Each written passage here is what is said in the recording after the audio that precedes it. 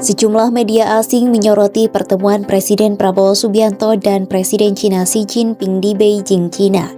Kunjungan itu berlangsung Sabtu, 9 November 2024. Lantas, apa kata media asing soal kunjungan Presiden Prabowo ke China untuk bertemu Xi Jinping?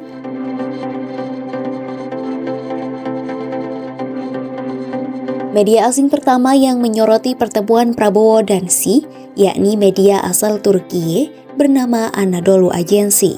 Media tersebut memberitakan pertemuan Prabowo dan Xi dalam artikel berjudul Indonesian President Prabowo Visit China on First Overseas Trip. Dalam artikel tersebut, Prabowo disebut tiba di China dalam lawatan luar negeri pertamanya sejak dilantik pada Oktober 2024. Selain itu, Anadolu Agency juga mengabarkan rencana Prabowo yang melakukan kunjungan ke luar negeri selama 2 minggu, termasuk ke Amerika Serikat, Brazil, Peru, dan kemungkinan mengunjungi negara Timur Tengah.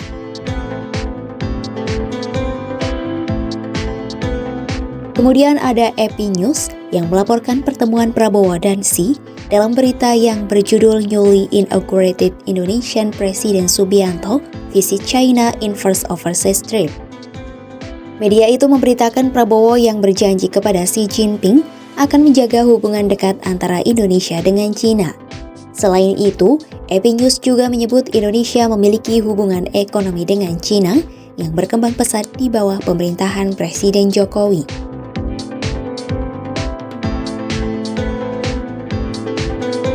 Media selanjutnya yang mengabarkan pertemuan Prabowo dan Xi adalah Reuters. Laporan Reuters itu dimuat dalam artikel yang berjudul China and Indonesia Sign Multiple Cooperation Deals. Dalam artikel tersebut, Prabowo dan Xi diberitakan menandatangani kesepakatan kerjasama dan perjanjian investasi senilai lebih dari 10 miliar dolar Amerika Serikat atau setara 156,54 triliun rupiah.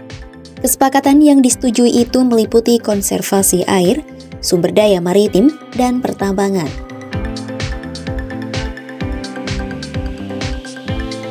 Selanjutnya ada media asal Amerika Serikat US News yang turut menyoroti pertemuan Prabowo dan Xi di China.